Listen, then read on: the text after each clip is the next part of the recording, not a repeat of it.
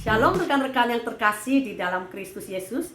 Puji nama Tuhan, saya Eri Aryani dan Hendra Suherman akan memaparkan beberapa pokok bahasan tentang metode pengajaran Yesus yang kreatif dan unik.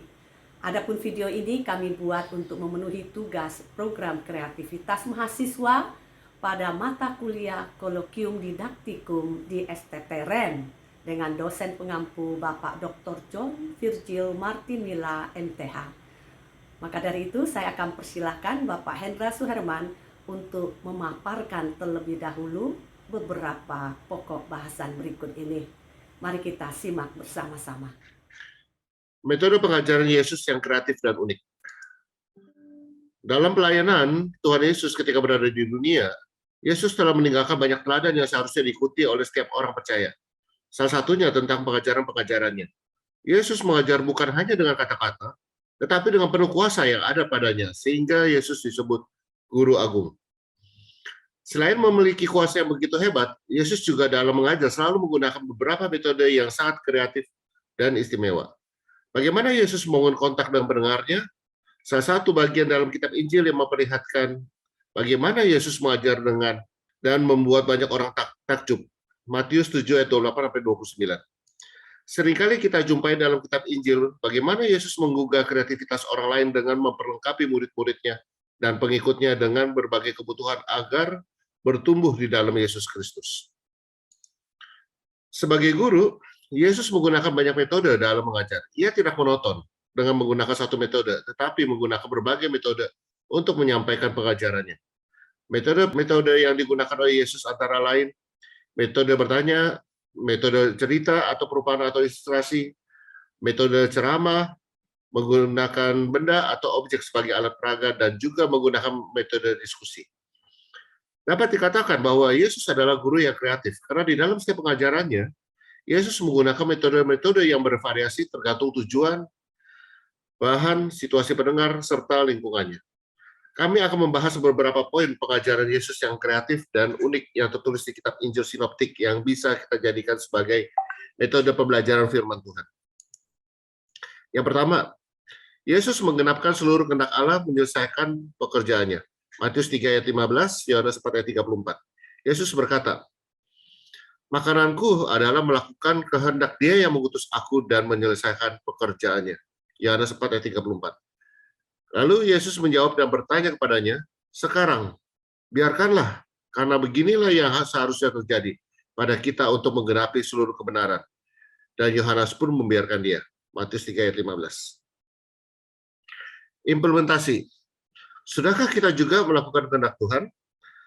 Tidak semua orang yang berkata kepadaku, "Tuhan, Tuhan," akan masuk dalam kerajaan surga.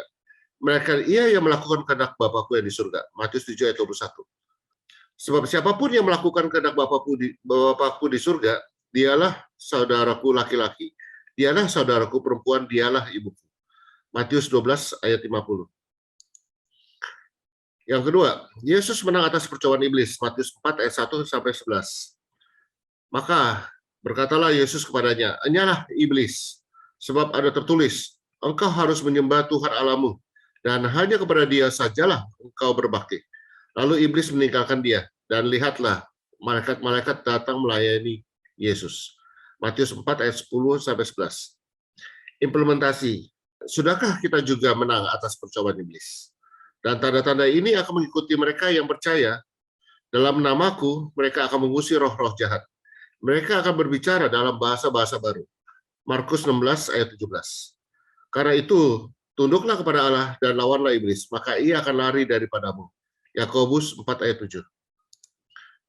Yang ketiga, Yesus berkeliling ke semua kota dan desa mengajar dan memberitakan Injil Kerajaan Allah serta melenyapkan segala sakit penyakit dan kelemahan di antara bangsa.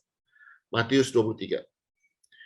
Ia menyembuhkan banyak orang yang menderita bermacam-macam penyakit dan mengusir banyak setan. Ia tidak memperbolehkan setan-setan itu berbicara sebab mereka mengenal Dia. Markus 1 ayat 34. Implementasinya, sudahkah kita pergi menginjil, menyembuhkan, dan mengusir setan? Maka Yesus memanggil ke-12 muridnya, lalu memberikan tenaga dan kuasa kepada mereka untuk menguasai setan-setan dan untuk menyembuhkan penyakit-penyakit. Lukas 9 ayat 1. Tidak lama sesudah itu, Yesus berjalan berkeliling dari kota ke kota dan dari desa ke desa memberitakan Injil Kerajaan Allah. Ke-12 muridnya bersama-sama dengan dia. Sebagai seorang guru, Yesus selalu mengajar dengan tidak mengenal lelah. Yesus terus berjalan dan mengajar di berbagai tempat, keliling dari kota satu ke kota lainnya. Tempat untuk mengajar pun berpindah-pindah. Kadang di bukit, di danau, dan di perahu nelayan. Kita harus menjadikan Yesus sebagai contoh dalam memberitakan Injil. Sebab untuk pergi menjadikan semua bangsa murid Tuhan, kemanapun Tuhan mengutus, melakukan tugas dengan sukacita, dan dengan roh yang melayani Tuhan. Pergilah dan beritakanlah kerajaan surga sudah dekat. Sembuhkanlah yang sakit, hidupkanlah yang mati, tahirkanlah yang kusta. Usirlah roh-roh jahat. Kamu menerima dengan cuma-cuma, berikanlah dengan cuma-cuma. Di dalam Matius 10 ayat 7 sampai 8. Kemudian di Matius 28 ayat 19 sampai 20, karena itu pergilah jadilah semua bangsa muridku dan baptislah mereka dalam nama Bapa dan Anak dan Roh Kudus, dan ajarlah mereka melakukan segala sesuatu yang telah kuperintahkan kepadamu. Dan ketahuilah, aku menyertai kamu senantiasa sampai kepada akhir zaman. Yang keempat, Yesus mengajar dan menjadikan dirinya sebagai teladan yang harus dilakukan oleh para murid-muridnya maupun pengikutnya. Beberapa teladan dari Yesus antara lain, lemah lembut dan rendah hati. Dalam Matius 11 ayat 29, pikulah kuk yang kupasang dan belajarlah kepadaku, karena aku lemah lembut dan rendah hati, dan jiwamu akan mendapat ketenangan. Kemudian, ia tidak berbuat dosa dan tipu tidak ada dalam mulutnya. 1 Petrus 2 ayat 22. Ketika ia dicaci maki, ia tidak membalas dengan mencaci maki, tetapi ketika ia menderita, ia tidak mengancam, tetapi ia menyerahkannya kepada Dia yang menghakimi dengan adil. Implementasi dalam kehidupan, Roma 12 ayat 17. Janganlah membalas kejahatan dengan kejahatan, lakukanlah apa yang baik bagi semua orang. 1 Petrus 3 ayat 9. Dan janganlah membalas kejahatan dengan kejahatan atau caci maki, tetapi sebaliknya, hendaklah kamu memberkati, karena untuk itulah kamu dipanggil, yaitu untuk memperoleh berkat. Yang kemudian, yang kelima, Yesus menanggung penderitaan demi keselamatan manusia. Ia sendiri telah memikul dosa kita di dalam tubuhnya di kayu salib, supaya kita yang telah mati terhadap dosa hidup untuk kebenaran. Oleh bilur-bilurnya kamu telah sembuh. 1 Petrus 2 ayat 24. Hal itu terjadi supaya genaplah firman yang disampaikan oleh Nabi Yesaya. Dialah yang memikul kelemahan kita dan menanggung penyakit kita. Itu di dalam Matius 8 ayat 17. Implementasi dalam kehidupan yang perlu dicermati, yang perlu diperhatikan. Sebab merupakan suatu kasih karunia jika demi kesadarannya akan Allah, seorang mau bertahan dalam penderitaan karena ketidakadilan. 1 Petrus 2 ayat 19. Kemudian, sebab untuk itulah kamu dipanggil, karena Kristus juga telah menderita bagi kamu dan meninggalkan teladan bagi kamu, supaya kamu mengikuti jejaknya. 1 Petrus 2 ayat 21. Terima kasih untuk Pak Hendra Suherman yang telah memaparkan beberapa poin tentang metode pengajaran Yesus yang kreatif dan unik. Saya akan lanjutkan beberapa poin pokok bahasan berikut ini. Yang keenam, poin selanjutnya yaitu Yesus mengajar cara berdoa yang benar. Seperti tertulis di Matius 6 ayat 6, tetapi jika engkau berdoa, masuklah ke dalam kamarmu, tutuplah pintu dan berdoalah kepada Bapakmu yang ada di tempat tersembunyi. Maka Bapakmu yang melihat yang tersembunyi akan membalasnya kepadamu. Apa implementasi kita bagi orang yang percaya?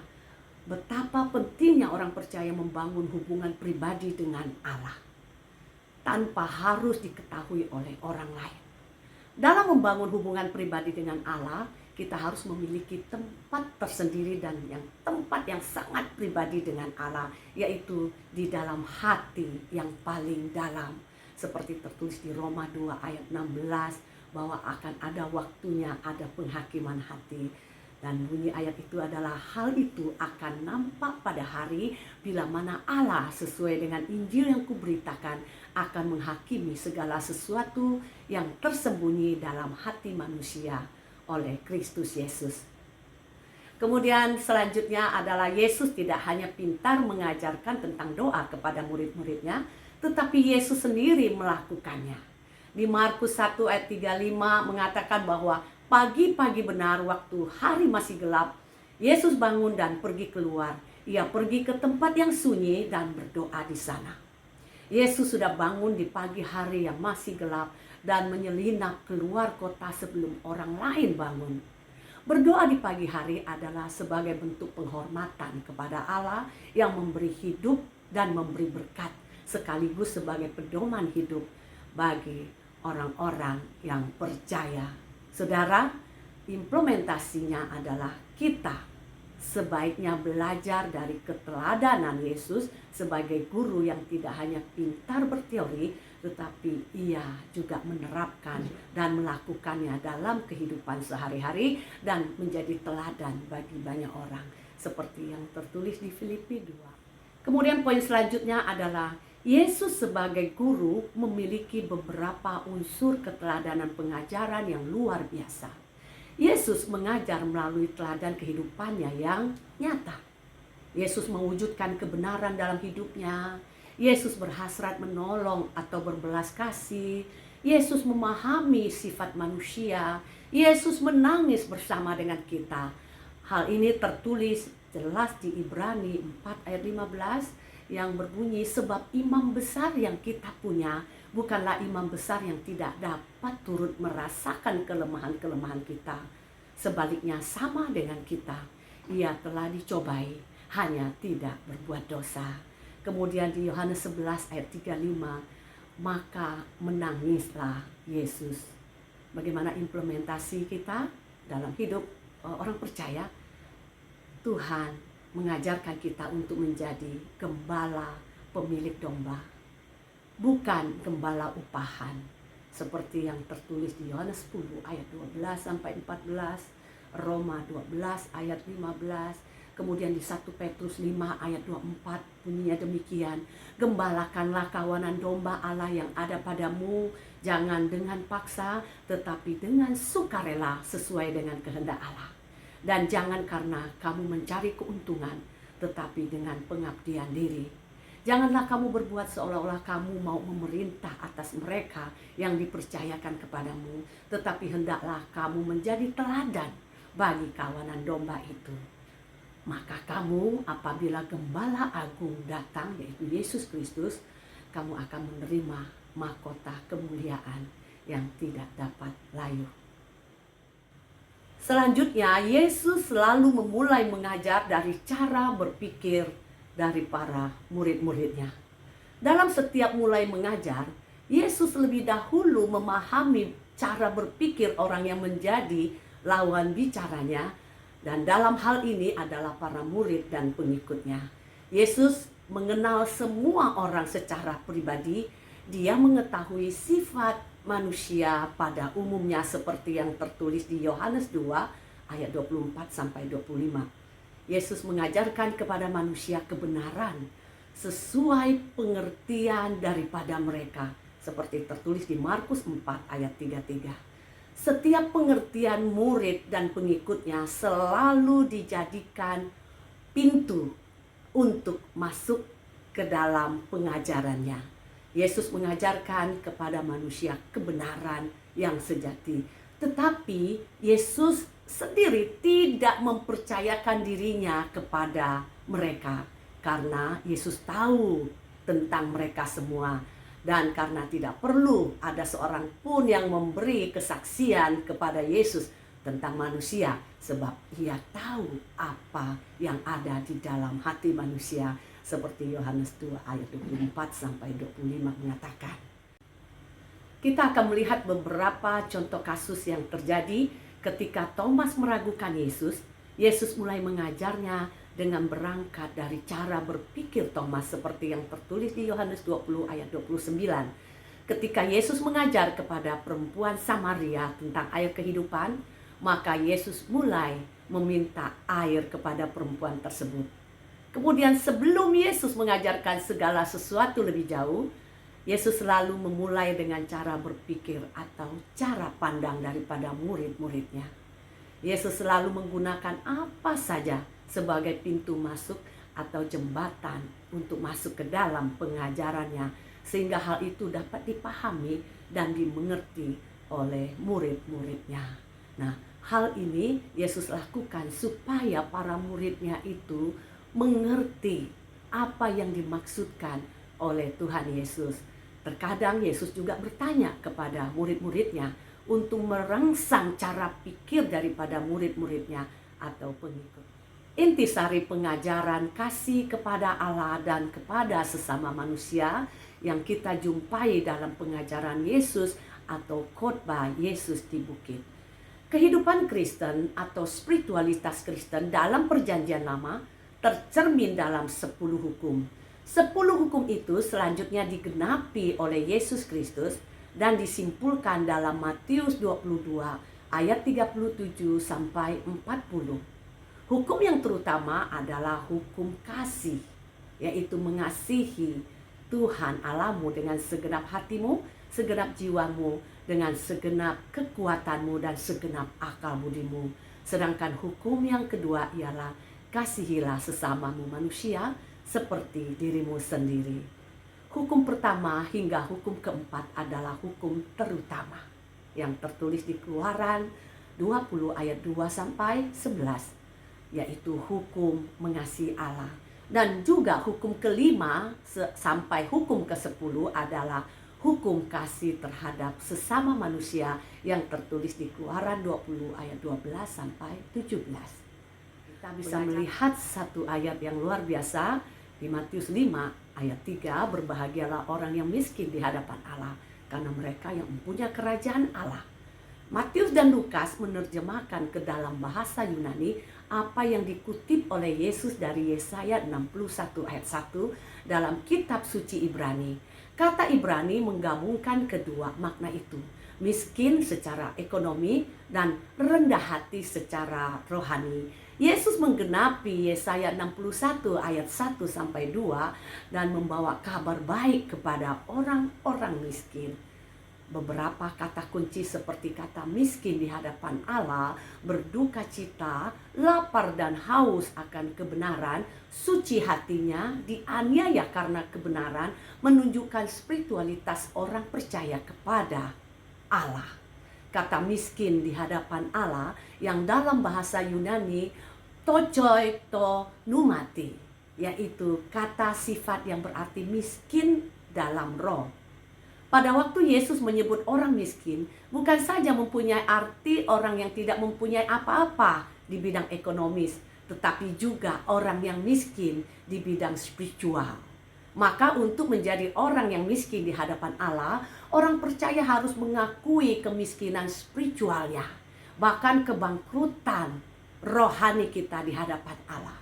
Seperti yang tertulis oleh Calvin, hanya dia yang menganggap dirinya tidak berarti sama sekali di mata Tuhan, lalu semata-mata bergantung pada anugerah Tuhan. Hanya orang seperti itulah yang miskin di hadapan Tuhan. Dalam hal ini kita dapat simpulkan sifat pengajaran Tuhan Yesus adalah Yesus merangkul orang-orang yang terbuang secara sosial dan religius.